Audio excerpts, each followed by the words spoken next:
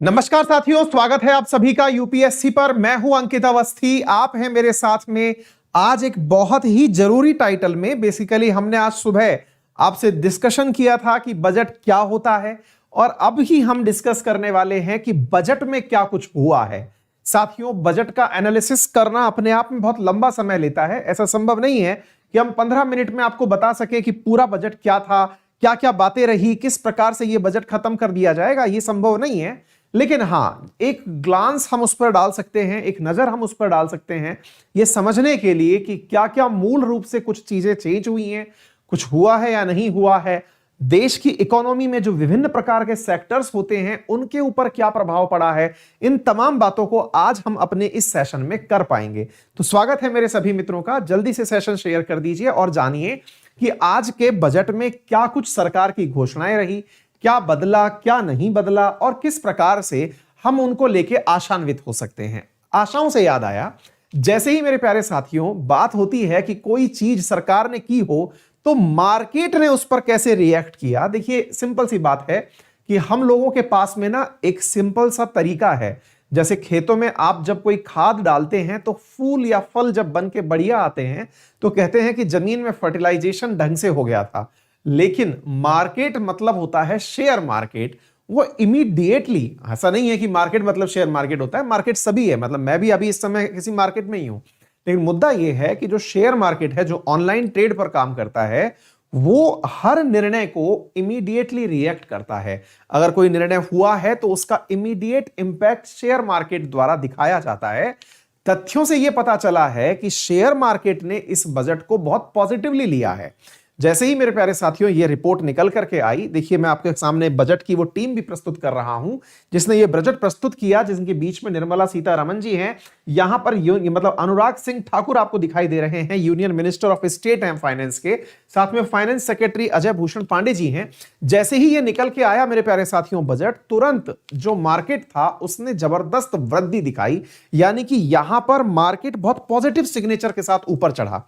Positive signature के साथ ऊपर चढ़ना यह बताता है कि ट्रेडर्स को बहुत अच्छा लगा ये। अब ट्रेडर्स को क्यों अच्छा लगा वो तो अभी के हमारे विश्लेषण में पता चल ही जाएगा। आइए, कुछ बारीक बारीक पॉइंट हैं जो मैं आपके सामने यहां पर डिस्कस किए चल रहा हूं। लेकिन इससे पहले कुछ विशेषताएं जो मैंने आज सुबह भी आपसे डिस्कस की थी, जैसे ये आपका जो बजट आप लोग देख रहे हैं ये पेपरलेस बजट है, ये तो मैं आपको पहले ही बता चुका हूं। दूसरी बड़ी बात मेरे प्यारे साथियों कि पेपरलेस बजट क्या हम ही लोगों ने बनाया है? अब तक नहीं। हिमाचल प्रदेश जो है, मतलब केंद्र सरकार से पहले राज्य सरकारों में भी हिमाचल सरकार जो है वो 2015 में सबसे पहले पेपरलेस बजट दे चुकी है। ये कुछ फैक्ट्स है जो आपको पता होने चाहिए। अच्छा साथियों, अब बड़ा सवाल बनता है कि बजट को लेकर के मतलब न्यूज मीडिया हाउसेज ने किस प्रकार से रिएक्ट किया है। मीडिया हाउसेज का कहना है कि इसकी वजह से शेयर बाजार में तो बाहर है, क्योंकि शेयर बाजार एकदम 3% की ग्रोथ के साथ ऊपर चढ़ गया। ऐसा 1997 के बाद अब जाके हुआ है। अब एक बहुत बड़ी बुनियादी बात होती है, सर शेयर मार्केट किस बात की खुशी मनाता है? साथियों, शेयर मार्केट सोचता है कि जो उनकी ट्रेडिंग है वो आसान हुई या मुश्किल हुई। सरकार ने कोई ऐसा काम तो नहीं कर दिया जिसकी वजह से उनकी ट्रेडिंग पर कोई बाधा आ जाती, बस इससे ही डर रहा होता है। दूसरा, मार्केट इस चीज से भी इस समय, मतलब जब सरकार कोई घोषणा करने वाली होती है कि क्या कोई नई टैक्स स्लैब तो नहीं घोषित कर दी है, कोई ऐसी तो नई स्कीम नहीं आ गई है जिसकी वजह से आम आदमी अपना पैसा खर्च करने से डरेगा। ये तमाम बातें मार्केट जो है वो शांति से देख रहा होता है। और बजट के आते ही जब टेंशन फ्री हो जाता है कि नहीं नहीं ऐसी कोई भी घोषणा नहीं हुई है, तुरंत मेरे प्यारे साथियों फिर शेयर मार्केट ट्रेड में उतर जाता है। तो मेरे प्यारे साथियों यहां पर 3.5% तक शेयर बढ़ा है। मोदी शासनकाल में यह पहली बार हुआ है और 1997 के बाद में यह दूसरी बार हुआ है कि इतना जबरदस्त तरीके से यह पहली बार बढ़ा हो। क्लियर बात है? और क्या होता है? अब सवाल बनता है कि यहां पर कौन कौन से ऐसे फैसले लिए गए जिनसे हम सब लोग प्रभावित होने वाले हैं। तो मेरे प्यारे साथियों आपका जो इनकम टैक्स है उसको जमा करने के स्लैब में कोई परिवर्तन नहीं किया गया है। पेट्रोल पर 2.5% और डीजल पर 4 रुपए का एग्रीकल्चर सेस लगाया है। मतलब इनडायरेक्टली स्पीकिंग अगर ये अप्लाई हुआ है, सेस का मतलब होता है उपकर, उपकर का मतलब है टैक्स पर टैक्स लगना। सेस वो चीज होती है जो किसी टाइम ड्यूरेशन के लिए और किसी निर्धारित कार्य के लिए लगाई जाती है। ऐसी स्थिति में अगर यह धन लगाया गया है तो इसकी वजह से एग्रीकल्चर को ध्यान में रख करके यह लगाया गया है। बड़ा ही मतलब एक प्रकार की स्थिति ऐसी है कि इस कोरोना काल में सबसे ज्यादा पॉजिटिव ग्रोथ एग्रीकल्चर ने ही की और सरकार एग्रीकल्चर के लिए ही जनता से पैसे उगा रही है। थोड़ा समझने में मुश्किल है, लगता है कि एमएसपी की घोषणा की जा सकती है। एनीवे, जोक्स अपार्ट, लेकिन मुद्दा यह है जनाब कि आप लोगों के ऊपर पेट्रोल और डीजल के दाम बढ़ने वाले हैं। क्यों बढ़ने वाले हैं? क्योंकि सेस लगने वाला है। अब डिपेंड करता है कि राज्य सरकारें इस लगने वाले झटके को सहन करने के लिए जो फिलहाल वैल्यू एडेड टैक्स ले रही हैं राज्य सरकारें, वो माफ कर दें या फिर आपको पेट्रोल डीजल के नए भाव देने पड़ेंगे। बस इतना जरूर समझ जाइएगा कि जो सेस होता है ये सीधा केंद्र सरकार के पास जाता है। बाकी जितने भी प्रकार के टैक्स होते हैं ये बंटते हैं, या तो वो पहले से डिसाइड होते हैं कि केंद्र के पास जाएंगे या फिर उनका शेयर बटेगा। लेकिन ये जो सेस होता है ये किसी विशिष्ट कार्य के लिए लगाया जाता है और कार्य पूर्ण होने के बाद हटा दिया जाता है। लेकिन बहुत ही रेयर दिखता है ऐसा इतिहास में कि कोई सेस लगा हो वो हट गया हो। एग्रीकल्चर के लिए सेस के नाम से मेरे प्यारे साथियों पैसा वसूला जा रहा है। कस्टम ड्यूटी में कटौती कर दी गई है। सोना और चांदी अब सस्ता हो जाएगा। आपके पास है धन तो सोना और चांदी खरीद लीजिएगा। छोटे शहरों में अब यह बहुत ही इंपॉर्टेंट तथ्य है, याद कर लीजिएगा, देश में बहुत सारी जगह पर रेल लाइन। अच्छा, एक बात और मालूम होनी चाहिए, सुरेश प्रभु वो अंतिम रेल मंत्री थे जिन्होंने अपना रेल बजट अलग से प्रस्तुत किया था। वर्ष 2017 से अरुण जेटली जी के नेतृत्व में रेल बजट और आम बजट एक साथ आ रहा है। इस वजह से इसी आम बजट में रेल लाइनों की भी घोषणा की जाती है। एक समय था जब रेल बजट आता था तो सब लोग इस नए उम्मीद में पढ़ते थे उस पूरे अखबार को कि उसमें लिखा आएगा कि आज हमारे यहां इतनी नई ट्रेनें शुरू की गई हैं, या फिर इस ट्रेन का स्टॉपेज बढ़ा दिया गया है, या फिर ये वीक में 3 दिन चलती थी अब 7 दिन चलेगी। ऐसा होता था, लेकिन अब ये नहीं हो रहा है। सरकार इंफ्रास्ट्रक्चर पर फोकस कर रही है। सरकार का फोकस है कि जो चीजें हैं उनका सही तरीके से उपयोग किया जाए। इस बार भी कोई नई ट्रेन शुरू नहीं की गई है और एक नया टर्म यूज किया गया है, दैट इज लाइट मेट्रो और नियो मेट्रो। ये दो शब्द हैं साथियों, एक शब्द है लाइट मेट्रो और दूसरा है नियो मेट्रो। जिस प्रकार से शहरों में मेट्रो रेल्स चलती हैं, इनकी व्याख्या भी सरकार के द्वारा करना बाकी है, लेकिन लोग इसको कंक्लूड ऐसे कर रहे हैं कि आने वाले टाइम में ये जो लाइट मेट्रो है, ये लाइट मेट्रो असल में मेरे प्यारे साथियों जो बीआरटीएस रोड होती हैं, यानी कि जो दिल्ली, मुंबई या फिर कोई बड़े मेट्रो सिटीज हैं जहां पर बस के चलने के लिए अलग से मेट्रो मतलब लाइन बनी होती है, वहां पर किसी मेट्रो का कंसेप्ट लाया जाएगा, या समझिए कि मेट्रो बस जैसी कोई व्यवस्था लाई जाएगी, ऐसा कयास लगाया जा रहा है। कोई विशेष रूप से यहां पर व्याख्या इस बात की नहीं की गई है। अच्छा, इसके अलावा मेरे प्यारे साथियों, सरकार ने कहा है कि हम लोगों को पैसा जो खर्च करना है वो 2 चीजों पर मेन रूप से करना है, और वो कौन कौन सी हैं? सरकार का कहना है कि हम इंफ्रास्ट्रक्चर पर पैसा खर्च करेंगे और हेल्थ केयर पर करेंगे। ऑब्वियस सी बात है और बहुत वेरी वेल एक्सप्लेन्ड भी है कि इंफ्रास्ट्रक्चर पर पैसा खर्च करना समझ में आता है। और दूसरी बड़ी बात, क्योंकि इंफ्रास्ट्रक्चर इसलिए भी जरूरी है क्योंकि ऐसी परिस्थितियों में जब मार्केट को बूम दिलाना हो, साथियों, सरकार के द्वारा रोजगार पैदा करने के जो तरीके होते हैं उनमें इंफ्रास्ट्रक्चर पर निवेश करना एक बेहतर तरीका समझा जाता है। ऐसी स्थिति में इंफ्रास्ट्रक्चर, जैसे मैं आपको बताऊं तो डेडिकेटेड फ्रेट कॉरिडोर्स का निर्माण की अवधि पूरी कर दी गई है कि 2023 तक, अभी मैं बताऊंगा आपको आगे चल के कि तब तक उन्हें पूर्ण कर दिया जाएगा। इसी के अलावा ब्रॉड गेज की इलेक्ट्रिफिकेशन की बात कर दी गई है कि एक टाइम ड्यूरेशन के अंदर इन्हें कंप्लीट कर दिया जाएगा। साथ में बहुत सारे मेगा हाईवेज की परियोजनाओं की घोषणा की गई है जिससे लोगों को स्पेशली रोजगार पाने के लिए अवसर प्राप्त हो जाएंगे। सरकार के द्वारा मार्केट में पैसा इन्फ्यूज करने का यह एक तरीका होता है। चूंकि कोरोना है और कोरोना के सेटबैक में यहां घोषणा भी की गई है कि 2 पहले से ही कोरोना वैक्सीन आ चुकी हैं, कोवैक्सीन और कोविशील्ड, और भारत जल्दी ही, भारत के अंदर अभी 2 वैक्सीन और आने वाली हैं। स्पुतनिक 5 का काम चल ही रहा है और जाइकोव डी जो है वो जाइडस कैडिला की चलने वाली है। ये घोषणा तो नहीं की है कि कौन सी आ रही है, लेकिन इन्होंने बताया है कि 2 वैक्सीन और आ रही हैं। यह भी बताया है कि भारत की तरफ 100 से अधिक देश बड़ी उम्मीदों के साथ देख रहे हैं कि भारत उन्हें वैक्सीन निर्यात करेगा। तो यह हमारे लिए अगेन एक अपॉर्चुनिटी है जो हमें समझ में आनी चाहिए। लेकिन एक चिंता की बात भी यहां पर डिस्कस की गई, वो है फिस्कल डेफिसिट। लेकिन आएंगे उस मुद्दे पर सिलसिलेवार तरीके से, एक बार आप देखते चलिए। तो यहां पर यह चीज आप लोगों लोगों के सामने आ गई है। कोई नया टैक्स इंट्रोड्यूस किया गया तो वो सेस है जिसका जेब पर आपके सीधा प्रभाव पड़ने वाला है। मेरे प्यारे साथियों, कहा गया है कि 75 साल से अगर उम्र आपकी अधिक है तो अब आपको टैक्स भरना नहीं पड़ेगा। तो बोले बहुत फायदा हो गया होगा, बोले नहीं, टैक्स डिडक्शन एक्ट सोर्स हो जाएगा। इसका मतलब क्या होता है साथियों, जो एम्प्लॉयर होता है सामान्यतया वही आपका सैलरी के अंदर से या फिर जो आपको नौकरी देने वाला होता है वो वहीं पर आपकी सैलरी में से टैक्स कटौती कर लेता है। अब यहां पर मेरे प्यारे साथियों बैंक को यह सुविधा दी गई है कि बुजुर्ग व्यक्ति जो है वो हो सकता था कभी वो टैक्स ना भरता हो, लेकिन अब उसके पास से भी टैक्स ले ही लिया जाएगा। बैंक खुद से उसका 75 उम्र के ऊपर होने पर टीडीएस स्वतः ही काट लेगी। इसमें कहा गया है कि 5 लाख तक टैक्स फ्री है, लेकिन भैया पैसा यहां पर भी कट जाएगा। कुछ विद्यार्थी परेशान है कि रोजगार को लेकर के क्या बात हुई है, हम आ रहे हैं उस मुद्दे पर। वास्तविकता में कोई बात नहीं है, लेकिन हां हम सोच सकते हैं कि इंफ्रास्ट्रक्चर में जब निवेश होगा तो डेफिनेटली कोई बात वहां पर की गई होगी। महंगाई और सस्ताई की बात की जाए तो मेरे प्यारे साथियों यहां पर जो मुख्य रूप से बात की गई है, मोबाइल चार्जर, हेडफोन जिनसे आपका संबंध है वो महंगे हो जाएंगे। पेट्रोल डीजल मैंने आपको बताई दिए। सोने चांदी, बर्तन, इलेक्ट्रॉनिक्स और लेदर के आइटम सस्ते हो जाएंगे, जिनका शायद ही आपको कोई खास फर्क पड़ता हो। इसके अलावा मेरे प्यारे साथियों जो ड्यूटी है जो कि कॉपर स्क्रैप के ऊपर लगा करती थी उसको खत्म कर दिया जाएगा या कम कर दिया जाएगा। हेल्थ के अंदर मेरे प्यारे साथियों बजट को 137% इंक्रीज कर दिया गया है। 137% बजट जो है वो हेल्थ के ऊपर इंक्रीज कर दिया गया है। यह तथ्य आपको मालूम होना चाहिए।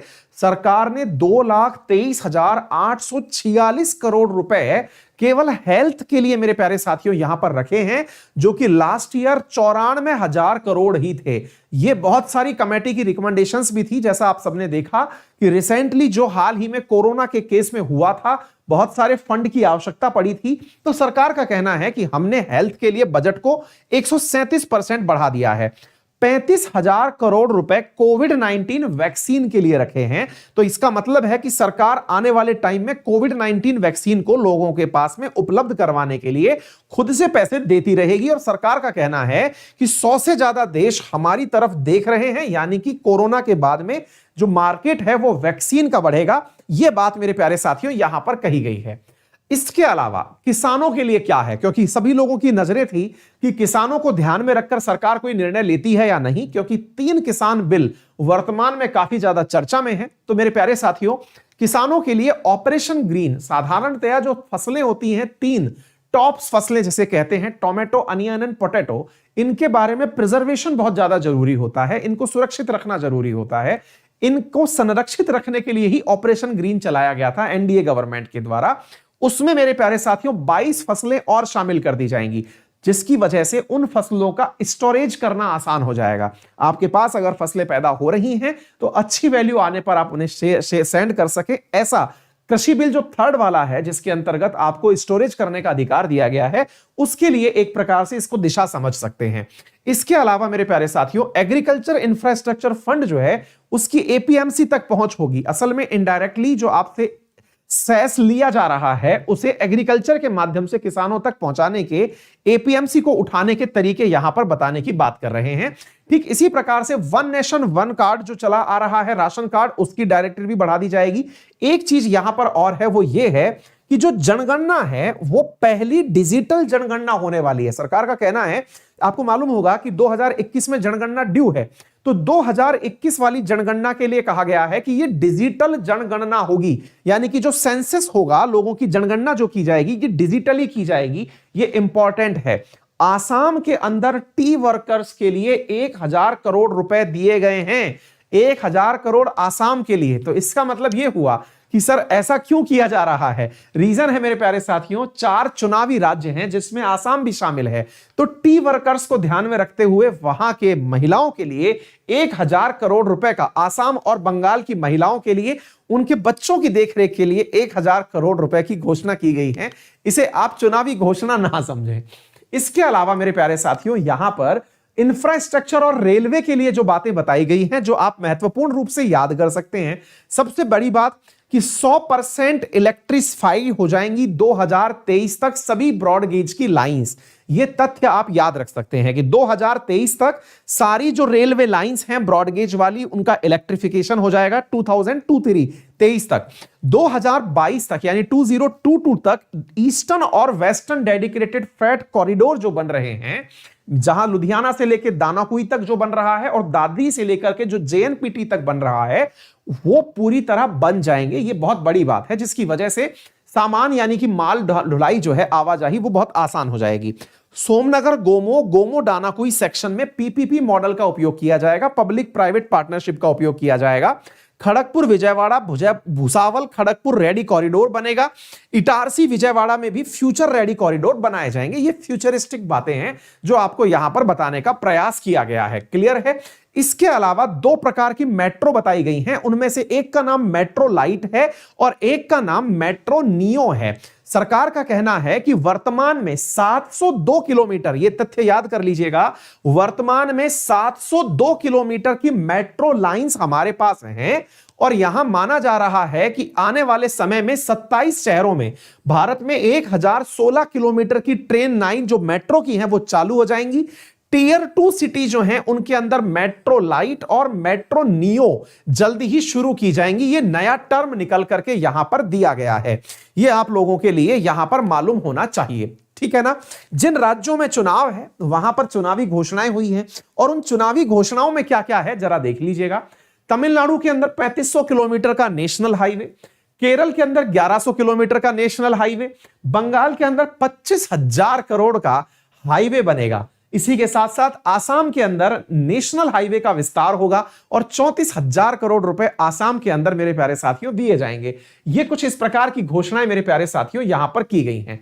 इसके अलावा मेरे प्यारे साथियों, सरकार ने अब एक बहुत बड़ा इकोनॉमिक्स का टर्म है जिसको बहुत लाइटली आप लोगों तक पहुंचा दिया, लेकिन बहुत ही इंपॉर्टेंट पॉइंट है, और वो है मेरे प्यारे साथियों फिस्कल डेफिसिट। फिस्कल डेफिसिट का मतलब होता है राजकोषीय घाटा। राजकोषीय घाटा क्या होता है? जब खर्चे अधिक हों और आमदनी कम हो। कहावत है, आमदनी अठन्नी और खर्चा रुपया। तो ऐसी स्थिति में आपके पास सामान आएगा कम, जाएगा ज्यादा, यानी आपके आयात अधिक होंगे, निर्यात कम होंगे, या फिर आपके खर्चे अपने आप को सस्टेन करने में ज्यादा होंगे, आपके पास कर से जो आमदनी हो रही है वो कम होगी। ऐसी स्थिति में मेरे प्यारे साथियों राजकोषीय घाटा निकल के आता है।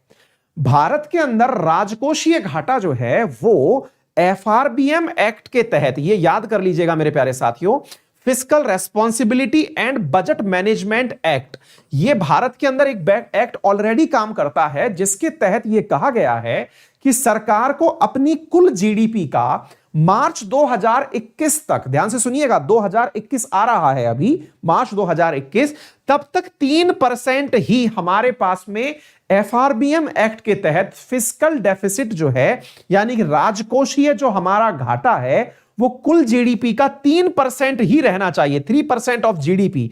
लेकिन मेरे प्यारे साथियों, सरकार ने जो आंकड़े आप लोगों के लिए प्रस्तुत किए हैं, जरा उन पर नजर डालें। कहने का अर्थ है कि जो आपकी कुल जीडीपी है उसकी एवज में कितना घाटा हुआ, तो यहां पर 3.1% मैंने आपको बताया है। यहां पर जरा नजर डालिए, यहां फाइनेंस मिनिस्टर का कहना है कि हम लोगों के यहां पर चूंकि इस समय लॉकडाउन के कारण सरकारी खर्चे बढ़ गए, पब्लिक स्पेंडिंग बढ़ गई, सरकार ने हॉस्पिटल्स में, इंफ्रास्ट्रक्चर पर, कोरोना से निपटने पर जो खर्च किए, उनकी वजह से सरकार का कहना है कि हम लोगों ने गवर्नमेंट एक्सपेंडिचर जो है, सोचा था कि 30.42 लाख करोड़ का होगा, लेकिन वो बढ़कर के 34.5 लाख करोड़ का हो गया। 30.42 से सोचा था, लेकिन उसके अंदर वृद्धि हो गई, जिसकी वजह से जो हमारा डेफिसिट है वो हमारी जीडीपी का 9.5% हो गया है। बहुत ही ज्यादा चिंता की बात होती है मेरे प्यारे साथियों, जहां एफआरबीएम एक्ट कह रहा है कि आपकी जीडीपी का केवल 3% आपके पास में क्या होना चाहिए, फिस्कल डेफिसिट, वहीं सरकार खुद कह रही है कि हमारा घाटा 9.5% चला गया, यानी कि आपकी कुल जीडीपी का लगभग 10% हिस्सा एक प्रकार से आपके कर्ज उतारने में ही खर्च हो रहा है, या यह समझिए कि सरकार के द्वारा राजकोष के नियंत्रण में खर्च हो रहा है। इसके मायने क्या निकाले जाएं? इसके मायने यह हैं कि सरकार को अब बहुत ज्यादा तरीके से पैसे कमाने की आवश्यकता पड़ेगी रादर देन जनता के लिए पैसे देने से। सरकार पैसे कमाएगी कैसे? आप लोगों के ऊपर टैक्स बढ़ा के, जैसे अभी सेस लगा दिया गया, इससे पैसे कलेक्ट कर लिए जाएंगे। या फिर दूसरी प्रक्रिया होगी, सरकार अपनी कुछ निजी संपत्ति बेचेगी। सरकार की संपत्ति कौन सी होती है? पब्लिक जो सब प्रॉपर्टीज होती हैं, जैसे कि बहुत सारी कंपनियों का विनिवेश किया जा सकता है, जैसे ओएनजीसी, नेल, गेल, ये जितने भी हमारी महारत्न कंपनी हैं, इनके अंदर शेयर्स को बेचा जा सकता है ताकि सरकार के पास में अपने घाटे को मैनेज करने के लिए एक छत्र पैसा आ जाए। तीसरा, संभव है कि दुनिया के किसी बड़े देश से या किसी बड़ी बैंक से लोन ले लिया जाए ताकि उस आधार पर अपने खर्चे को निपटाया जा सके। चौथा, पब्लिक स्पेंडिंग को कम किया जा सके ताकि आप लोगों के हेल्थ पर, आपके रोजगार पर, आपके मतलब उन तमाम साधनों पर जो धन खर्च होता है उसे कम किया जा सके। ये सारे इसके परिणाम होते हैं जब एफआरबीएम के तहत फिस्कल डेफिसिट आता है। यह बहुत बड़ी एक ऐसी इकोनॉमी की टर्म है जिसे गोलमोल करके प्रस्तुत तो कर दिया जाता है, लेकिन इसकी जितनी व्याख्या करोगे ये उतना ही डिटेल में निकलती हुई चली जाती है। मेरे प्यारे साथियों, सरकार ने यह सिंपल सी बात है जो आप लोगों के बारे में बता दी है। एक चीज जान लीजिएगा, सरकार का कहना है कि 2020-21 में तो इतना रहा, 2021-22 का भी पहले से ही बता दे रहे हैं। ज्यादा उम्मीदें मत करिएगा हमसे, हम पहले ही बता दे रहे हैं कि 2021-22 में भी घाटा 6.8% चलने वाला है। ये अभी दूर के सपने हैं। और तो सोचिए मेरे प्यारे साथियों, एफआरबीएम एक्ट के तहत जो बात कर रखी है वो तो हटाइए, सरकार ने प्रोजेक्शन दे रखा है कि अगर ऐसे ही चलता रहा तो 25-26 में भी हमारा जो घाटा है वो 4.5% रहेगा। यानी अगेन ये वाली परिस्थिति अभी आने वाली नहीं है। ये फाइनेंशियल यानी वित्तीय प्रबंधन में अच्छी बात नहीं मानी जाती है। आप में से बहुत सारे लोग कह सकते हैं कि रेलवे का निजीकरण होना, ओएनजीसी के शेयर बेच देना, आईओसीएल के शेयर बेच देना, ये सारे विनिवेश के तरीके हैं और सरकार ऐसी स्थिति में पहुंचने पर ही ये सारे कार्य करती है। अगर आप रूट कॉज ढूंढेंगे यानी कि इकोनॉमी की अगर नब्ज ढूंढना चाहेंगे तो वो एफआरबीएम एक्ट के तहत दिया गया ये फिस्कल डेफिसिट ही होता है, जहां से आप सरकार की और देश की आर्थिक स्थिति को पकड़ सकते हैं। इसके अलावा मेरे प्यारे साथियों, इंश्योरेंस और बैंकिंग के लिए क्या कहा गया है? इसमें कहा गया है कि इंश्योरेंस एक्ट के तहत हम कुछ चीजें यहां पर चेंज कर रहे हैं। इंश्योरेंस में एफडीआई अगेन 74% फिर से वहीं आ जाइए घूम फिर के। आपको 74% एफडीआई क्यों चाहिए भाई? इसलिए चाहिए ताकि विदेशी पैसा आए आपके पास, खुद का तो है नहीं, तो विदेश का जो पैसा आए मेरे प्यारे साथियों, इसलिए इंश्योरेंस सेक्टर में एफडीआई आमंत्रित की जा रही है। इसके अलावा आईडीबीआई बैंक, जैसा मैंने अभी हाल आपको बोला, इधर देख लीजिए यही पॉइंट मैंने लिखा है। भारत के अंदर आईडीबीआई बैंक है, इसका डिसइन्वेस्टमेंट किया जाएगा। मतलब समझ में आ गया, सरकार अपना हिस्सा बेचेगी ताकि पैसा आ सके। In the 2 banks and 1 public sector company, there will be change in the law of this. IPO will also be brought to LIC. बची थी बेचारी LIC, अब इसका भी शेयर बिकेगा क्योंकि इसकी भी इनिशियल पब्लिक ऑफरिंग्स आएंगी, यानी इसका भी शेयर आएगा। सर इसका मीनिंग क्या होता है? इसका मीनिंग है कि इसके भी हिस्से आप लोगों के बीच में बिकेंगे, यानी LIC का भी आप लोग शेयर परचेज कर पाएंगे। शेयर कोई बहुत बढ़िया बात नहीं होती है, आपके लिए बढ़िया हो सकती है, लेकिन कंपनी का तो हिस्सा आप लोगों के बीच में चला जाएगा जनाब, ठीक है ना। तो इस प्रकार से मेरे प्यारे साथियों कहा जा रहा है कि सरकार जो है वो 20,000 करोड़ रुपए जो सरकारी बैंक चल रही हैं उनमें हम खर्च करेंगे, लेकिन अगेन ये खर्च किस चीज में होगा? तो नॉन परफॉर्मिंग एसेट्स को बाउंस बैक कराने के अंदर खर्च किया जाएगा। कुछ इस प्रकार से मेरे प्यारे साथियों, अगर आप बात करें कि एजुकेशन के लिए क्या बात की गई है, तो मेरे प्यारे साथियों यहां पर एजुकेशन में कहा गया है कि 100 नए सैनिक स्कूल हम खोलेंगे, लेकिन अगेन ध्यान रखिएगा इंफ्रास्ट्रक्चर में कंसीडर होती हैं जो सैनिक स्कूल्स हैं, लेकिन इनके अंदर बताया गया है कि ये एनजीओ की मदद से खोले जाएंगे, नॉन गवर्नमेंट ऑर्गेनाइजेशंस की मदद से खोले जाएंगे। That means public private partnership सरल रूप में समझ सकते हैं, यानी सरकार अपने पैसे की जगह किसी दूसरे व्यक्ति का पैसा लगवाएगी। नंबर नेक्स्ट मेरे प्यारे साथियों, state government and private sector यानी सबकी मदद से सैनिक स्कूल खोले जाएंगे। Central university will be set up at Leh for higher education in Ladakh. Ladakh के अंदर सेंट्रल यूनिवर्सिटी खोली जाएगी। Facility will improve, 750 Eklavya model school खोले जाएंगे। एकलव्य मॉडल स्कूल क्या होते हैं? जो भी वनवासी हैं या जंगलों में रहने वाले लोग हैं उनके लिए ट्राइबल क्षेत्र के अंदर खोले जाने वाले स्कूल्स हैं, एकलव्य स्कूल के बारे में कही गई है। सरकार 35,000 करोड़ रुपए खर्च करेगी शेड्यूल कास्ट बच्चों के 6 साल के लिए आगे की तरफ देने के लिए। पोस्ट मैट्रिक स्कॉलरशिप भी यहां पर ट्राइबल चाइल्ड्स के लिए लाई जाएगी, ऐसा कहा गया है। अन्य महत्वपूर्ण घटनाओं के अंदर सरकार का कहना है कि हम यहां पर 1,10,000 करोड़ तो रेलवे पे खर्च करेंगे, उनमें से कैपिटल एक्सपेंडिचर 1,07,100 करोड़ रुपए का होगा। कैपिटल एक्सपेंडिचर क्या होता है मैं थोड़ा सा आपको बता देता हूं। दो प्रकार का एक्सपेंडिचर है, एक है revenue expenditure that is known as recurring in nature.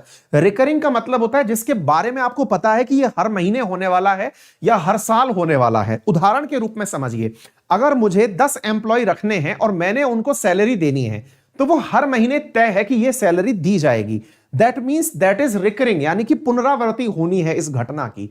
यह है मेरे प्यारे साथियों रेवेन्यू एक्सपेंडिचर। एक्सपेंडिचर बोले तो खर्चा। दूसरा खर्चा होता है कैपिटल एक्सपेंडिचर। लेट्स से मुझे अपने लोगों को बिठाने के लिए एक प्रॉपर्टी खरीदनी है, एक ऑफिस परचेज करना है, जिसका खर्चा एक बार हो गया, बार बार नहीं होगा, यानी हर महीने में नया ऑफिस नहीं खरीदूंगा। ऐसी स्थिति में मेरे प्यारे साथियों that is known as capital expenditure. तो सरकार का कहना है कि हम लोग रेलवे के अंदर 1,00,000 करोड़ से ऊपर का कैपिटल एक्सपेंडिचर करने वाले हैं। दैट मींस हमारे द्वारा जो पैसा इन्वेस्ट किया जाएगा वो कुछ नए संसाधनों के विकास में, जैसे 2023 तक लाइट का इलेक्ट्रिफिकेशन करना, 2022 तक डेडिकेटेड फ्रेट कॉरिडोर्स का निर्माण होना, ये तमाम कार्य इसी के अंतर्गत आने वाले हैं। इसी के साथ साथ मेरे प्यारे साथियों पावर डिस्ट्रीब्यूशन स्कीम्स जैसे उदय योजना, अगर आपको मालूम हो तो जो डिस्कॉम्स थे यानी डिस्ट्रीब्यूशन कंपनी थी इंडिया के अंदर, उनके अंदर चल रहे घाटे को मुनाफे में बदलने के लिए या उन्हें घाटे से उबारने के लिए सरकार ने पावर डिस्ट्रीब्यूशन कंपनीज को अपने द्वारा फंड्स दिए थे।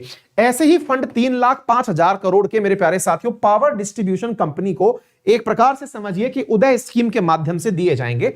Capital infusion of 1,000 crore solar energy पर खर्च किए जाएंगे, कॉर्पोरेशन ऑफ इंडिया को दिया जाएगा, और 1,500 crore India renewable energy development agency को दिया जाएगा, ताकि नवीनीकरण ऊर्जा को लेकर के भारत के जो लक्ष्य हैं उन्हें पूरा किया जा सके। ठीक है, ये कुछ मेरे प्यारे साथियों महत्वपूर्ण खर्चे हैं जो मैंने आप लोगों को बता दिए हैं। अब आप लोगों से जुड़ा हुआ महत्वपूर्ण सवाल, सर रोजगार को लेकर बताइए ना क्या कुछ हुआ है। तो आंसर है मेरे प्यारे साथियों the situation is not clear about job. रोजगार के बारे में कोई भी सिचुएशन क्लियर नहीं की गई है, लेकिन जो भी न्यूज़पेपर्स हैं, देखिए मैं ये सारी न्यूज आपको सुना रहा हूं, दिन भर के सारे न्यूज़पेपर्स में से उठाई हुई कटिंग्स हैं, अच्छे अच्छे इकोनॉमिक जो एडवाइजर्स हैं उनकी द्वारा बताई हुई जो कंक्लूसिव रिमार्क हैं उन्हें मैं अपनी भाषा में समझाने का प्रयास कर रहा हूं।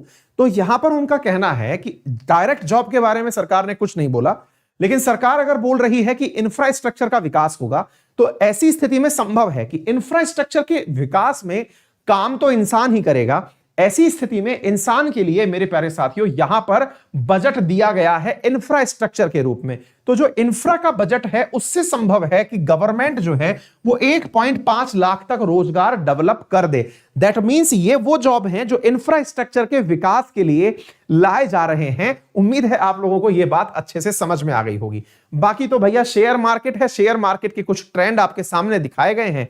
लास्ट टाइम जब आया था तब शेयर मार्केट नीचे गया था, इस बार शेयर मार्केट खुशी मना रहा है। कैसा लगा आपको ये छोटा सा विश्लेषण? उम्मीद है मैंने 30 मिनट में अपनी बातें खत्म की हैं। हालांकि इसका विश्लेषण आने वाले 10 दिन तक चलता रहेगा, आगे भी इसमें से बहुत सारी योजनाएं निकल के आएंगी, पूरा बजट का डॉक्यूमेंट निकल के आएगा, पूरा एप्लीकेशन है उसके अंदर विश्लेषण निकलता रहेगा, धीरे धीरे हम आप तक साझा करते रहेंगे। फिलहाल के लिए मेरे प्यारे साथियों आज दिन भर हुई घटनाओं का एक छोटा सा मैंने आपके सामने समीक्षा प्रस्तुत करने का छोटा सा प्रयास किया है। अगर आपको यह प्रयास अच्छा लगा हो तो सेशन को जरूर लाइक करिएगा, अपने दोस्तों से शेयर कीजिएगा। अगर आप इस चैनल पर नए हैं तो इस चैनल को सब्सक्राइब कर लीजिएगा। मेरे प्यारे साथियों मेरा रेफरल कोड है अंकित 10। मैं अनअकैडमी पर जब पेड कोर्सेज पढ़ाता हूं तो वहां पर यूपीएससी में मेरा साइंस एंड टेक्नोलॉजी का करंट अफेयर्स बैच आने वाला है। अगर आप उसे ज्वाइन करना चाहें तो मेरा रेफरल कोड अंकित 10 यूज कर सकते हैं। इसी प्रकार से एसएससी में मेरा प्यारे साथियों हाल ही में एक नया बैच आने वाला है 8 फरवरी से वर्ल्ड ज्योग्राफी का, आप उसे भी ज्वाइन कर सकते हैं। इन कोड को यूज करने से आपको 10% का डिस्काउंट प्राप्त होता है। आपका दिन मंगल में हो, फिर मुलाकात होती है अगले सेशन में। Till then take care, bye bye, see you.